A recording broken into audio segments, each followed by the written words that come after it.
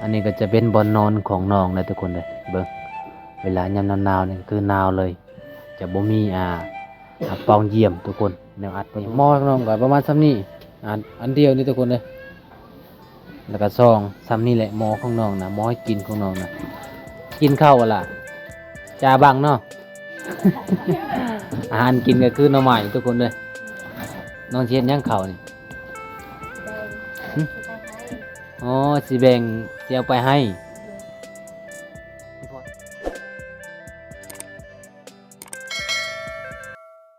ไปเอาไว้เลยถ้วยนี่เจ้าเชื่อไว้บนได้ถ้วยจอนนะเชื่อไว้อยู่ใส่ไว้อยู่นี่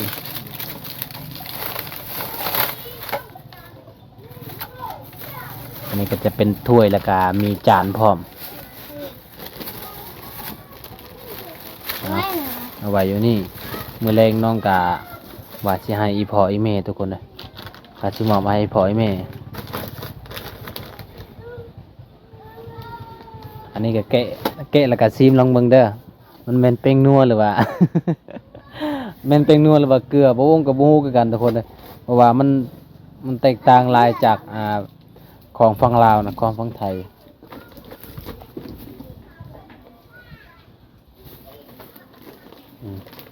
เรียบร้อยบัดนี้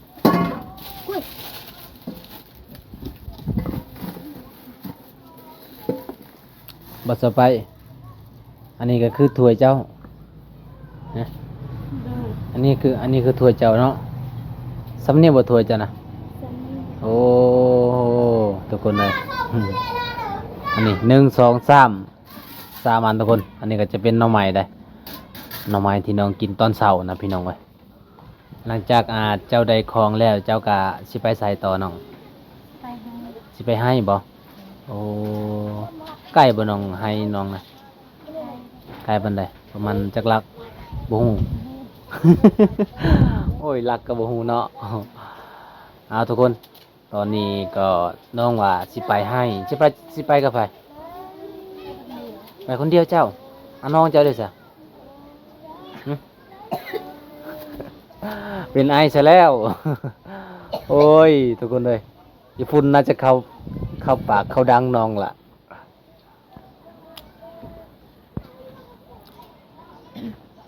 ต่อไปตอนนี้น้องสิไปแล้ววะจะถือยังแน่ไปพุ่นนะ นอน ฮะ ไปนอน ถือน้องไปของกินเด้ปลากระป๋องบ่ถือ เออ ถือไปบ่เอาไปเอาเลยบัดนี้กะเกี่ยมเครื่องเจ้า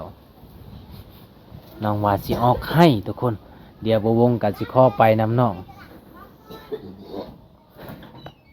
อันนี้ก็จะเป็นบอนนอนของน้องนะทุกคนเลยเบิ่งเวลายามหนาวๆนี่คือหนาวเลยจะบ่มีปองเยี่ยมทุกคนแนวอัดประตูกับบ่มีนี่จะประมาณซ้ำนี้แล้วทุกคนเลยเพราะว่าในเฮือนน้องปอติบข้าวใหญ่เลยพี่น้องนี่ติบข้าวนี่คือสิเมนน้องเฮ็ดเองหรือว่าซื้อกับบ่ฮู้ทุกพี่น้องเอ้ยนี่อันนี้คือเฮือนครัวของน้องเฮือนครัวนี่ก็แบบว่าเป็นเฮือนใหญ่กับมาเฮ็ดเฮือนครัวเป็นระเบียงพี่น้องเอ้ยนี่หม้อของน้องก็ประมาณซ้ำนี้อันเดียวนี่ทุกคนเลยแล้วก็ซองซ้ำนี่แหละหม้อของน้องนะหม้อให้กินของน้องนะถ้าเป็นอยู่ฝั่งลาวอันนี้ก็คือผงนัวแต่ว่าอยู่ฝั่งไทยบ่ฮู้คือกันอ้ายเพิ่นฝากมาพี่น้องว่ามันเป็นเกลือหรือว่าเป็นนัวนะนี่อาหารก็คือหน่อไม้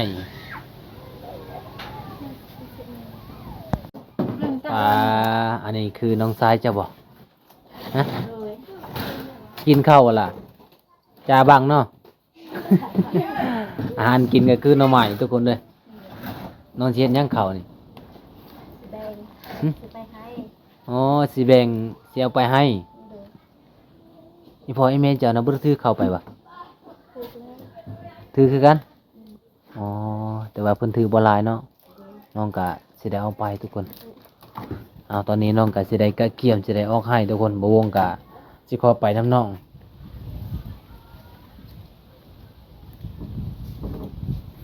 ปลาตอนนี้ถือติดเข่าไปเลยเนาะ น้องก็สิได้ปลาลงไวเลยเนาะเจ้าเนาะ ตอนนี้ บัดสบายน้องอากาสิไปคนมันบ่ โดย อ๋อถือปลากระป๋องกันเดียวพอดีบ่ พอดี พอดีจังใดก็อายกะขอไปนำเด้อ โดย จังใดก็อยู่ไสให้น้องก็สิได้มาเห็นทุกคนว่าน้องเฮ็ดเวียกจังใดแล้วก็คนมันใหญ่ซำใดมันเจ้าเนาะ น้อย น้อยบ่เอาทุกคนจังไดก็ไปตามติดวิถีชีวิตของน้องเลยตอนนี้นะอันนี้คือเส้นทางทุกคนเด้ยเส้นทางที่น้องออกให้ออกส่วนนี่โอ้โคตรลำบากเลยพี่น้องเอ้ยแต่ว่าน้องยอมรับว่าขับรถเก่งทุกคนเลยเวลาน้องออกให้ออกส่วนน้องขับรถเก่งทุกคนเลยเป็นทางที่ว่าแคบๆมีแต่ก้อนหิน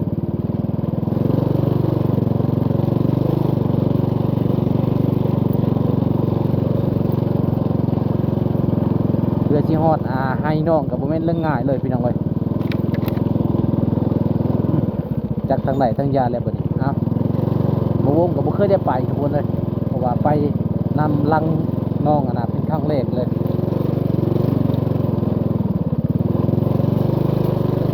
โอ้เส้นทางนี่รถไทยไปได้อยู่พี่น้องเอ้ยซ้ำนี่นะแต่ว่ารถใหญ่รถดีวิโลหรือว่าวีโก้อาจจะไปบ่ได้ซ้ำนี่นะ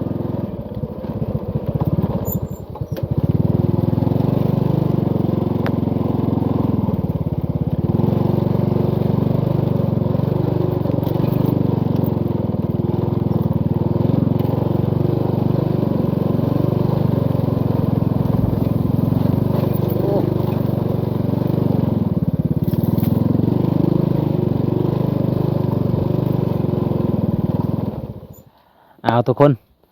ตอนนี้ก็มาฮอดเที่ยงให้สาวไปแล้วทุกคนก็มีอูนี่อันนี้ก็คือโซนสาวไปแล้วก็จะเป็นกกล้วยแล้วปลูกกล้วยนํไปพ่อนี่คือโอ้ไม่อย่างอันนี้ทุกคนไม่อย่างนี่สาวไปยางพาราบ่เอามาแต่ใส่นี่ฮะ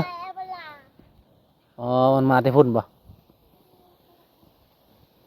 อันนี้คือส่วนเสาไปทุกคนเลยโบงกับมาไม่ว่าเขาเองกับมาครั้งแรกเลยครั้งแรกในชีวิตเลยทุกคนเลยชีวิตคนมันเลยบ่ โดย อันนี้จะเป็นน้องชายอันนี้ก็แม่นบ่อันนี้ก็แม่นน้องจานะคือเรียกปะส่วนโต๊ะนี่คือส่วนนำกันส่วนโต๊ะกับส่วนนำกันทุกคนคนมันเนาะเจ๊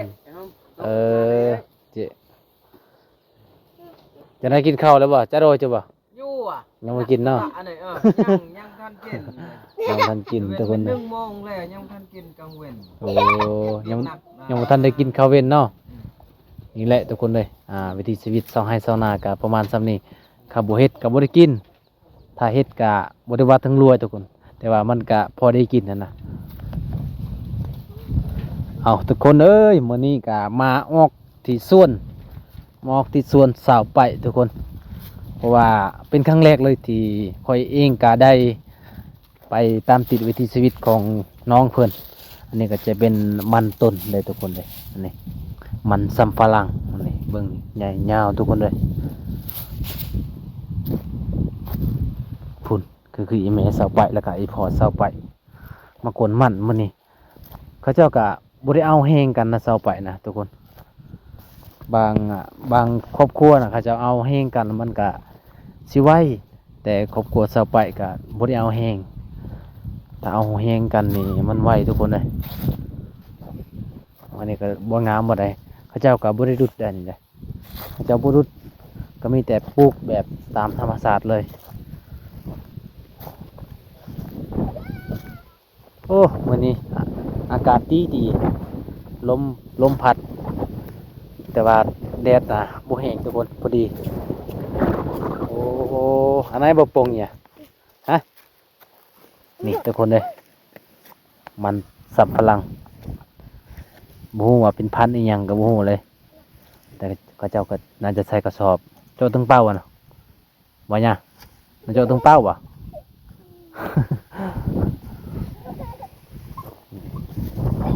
โอ้ทุกคนเลย บ่งามบ่ได้นะมันต้นนี่บ่งามบ่ได้นี่คือจังสีเลยโอ้ตอนนี้ก็คือพอเพิ่นงัดทุกคนเลยสบายดีเด้อพอเด้อ บ่ได้ตัดก่อนบ่โอ้งัดเลยเนาะบ่ตัดเนาะเจ้าก็บ่ได้ดุดเนาะปลูกแบบนี้เลยเนาะบ่มีเงินสิดุดโอ้ทุกคนเลยเบิ่งนี่ ตัวใดมันแข็งแล้วก็มันก็สิงัดยากตัวใดมันอ่อนๆแล้วก็มันสิงัดง่ายทุกคนก็อาศัยเสียมขุดเอาอันนี้คืออีพอเซาไปเพราะว่าวงก็เห็นครั้งแรกอีพอเซาไปก็บ่ได้อยู่เฮือนอยู่ศาลก็ไปหาอยู่หากินนั่นแหละพี่น้องเพื่อครอบครัวเอาดึกดิดึกนี่ โอ้บ่ได้ใหญ่ปานใดเด้อพี่น้องเอ้ยมันได้ปืดเนาะมันบ่ใหญ่ปานใดพี่น้องเอาตัวนี้อีกเดี๋ยววงกับสิงัดซอยทุกคนเลยโอ้ถ้าว่าเฮาดุดนี่ก็คือแบบงัดสบายเนาะมันพันธุ์อันยังนี่นะฮะพันธุ์ไทยบ่อืมคันว่าเฮาดุดนี่คือสิงามจักปีละปลูกอยู่นี่นะ2 ปีนี่ปีกายนี่คือสิงามเนาะบ่งามทำนี่แหละ ทำนี้แหละอ๋อแสดงว่าดินบ่งามพี่น้องเอ้ยคือว่าถ้าว่าดินงามเนี่ยครับปลูกมาแรกๆนี่ครั้งแรกนี่งามเลยเนาะอันนี้ดินบ่งามอยู่เบิ่งมันเป็นมันก็บ่ แข็ง มันแข็งแล้วเป็นสีขาวๆเนาะแต่ดินดำน่ะงาม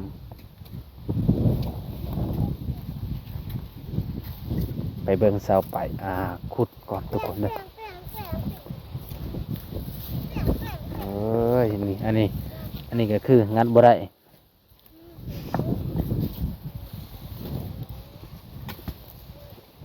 บ่ได้เอาผ้าบ่เอาเสียมเลย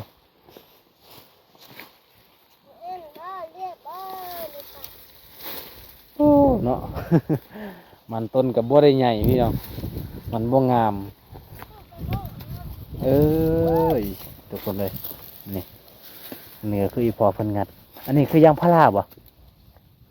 จะซื้อเอาบ่โอ้โหจะซื้อนี่ก็จะซื้อนี่ต้นเท่าไรนี่สับไปบ่ฮู้บ่อีพอจะซื้ออ๋อ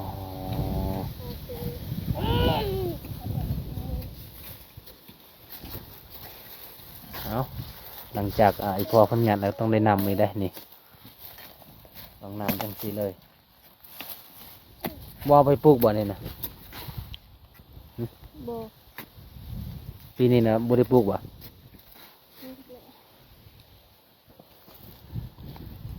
คือบ่ใส่กระสอบบ่มีกระสอบ โอ้ทุกคนเลยมันแตกต่างกันแต่ละบ้านเขาเจ้าคนมันบางคนก็ถาดใส่กระสอบเลยบางคนก็งัดก่อนแล้วก็ยังมาเก็บใส่กระสอบ ตั้งเทียมนะเนี่ย ให้ใส่ใต้ต่อแบบที่โบ โอ้ทุกคนเลยเบิ่งนี่น้องสาวไปนี่ยันหลายทุกคน ก็ไปไหว เอาสับเลยสับเลยไหมสับเลยนี่ ไป เอา อะไรไปไต ไปอันนี้ไป อืม อืมเมื่อยไปฮะ โอ้หลังจากงานแล้วก็ต้องได้นำอีกได้พี่น้องเลยมีบ่ตัวหักบ่มีเนาะเอานำเบิ่งหน่อยบนได้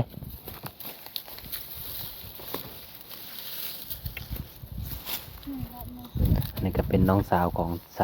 าวไป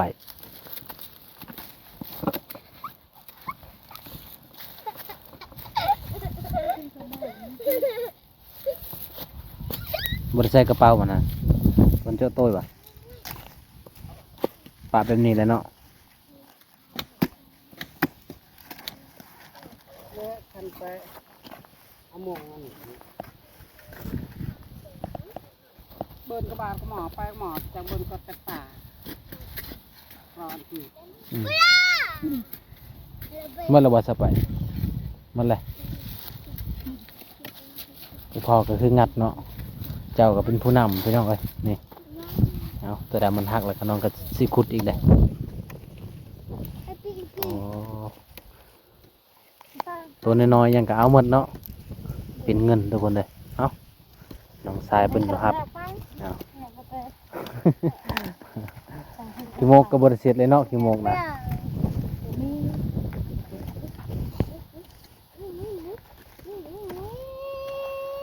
ฟังเด้อ คำโมนำนี่ก็เสียดายเนาะสไปเนาะเสียดายแล้วทุกคนเลยเพราะว่าเอาปลูกมาหรือว่ารอดทางมันเป็นปีเพื่อจะได้ขุดแบบสี่ทุกคน ตัวใดน้อยๆยังก็เอาเบิดเอากิโลเอากำเอากิโลนี่ผู้เอาน้อยเก็บ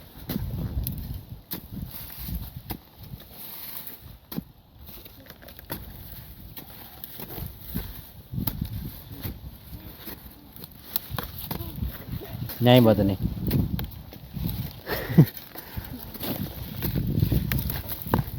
โอ้โหยังอีกเนาะ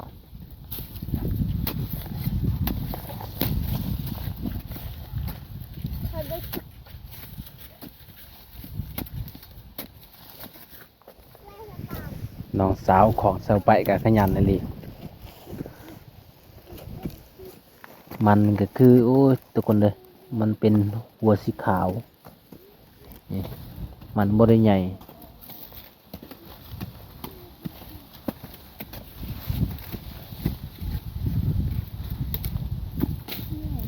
มื้อนี้สิได้จักรถมื้อนี้นะ จักได้จักบ่มื้อนี้เนาะเมื่อวานนี้ได้บ่เสาไปบ่ฮู้จักมื้อจังสิไปขายได้ ฟัง ถ้ามันลายก็เอาไปขายเนาะโอ้หลังจากขุดแบบสี่แล้วก็ต้องได้เก็บอีกทุกคนเลยเบิ่ง ฟังเด้อ สองมื้อนี้เนาะสองมื้อนี้เราเอาไปขายเท่านึงโอ้โอ้เต็มบ่เต็มก็เอาขึ้นเด้เนาะ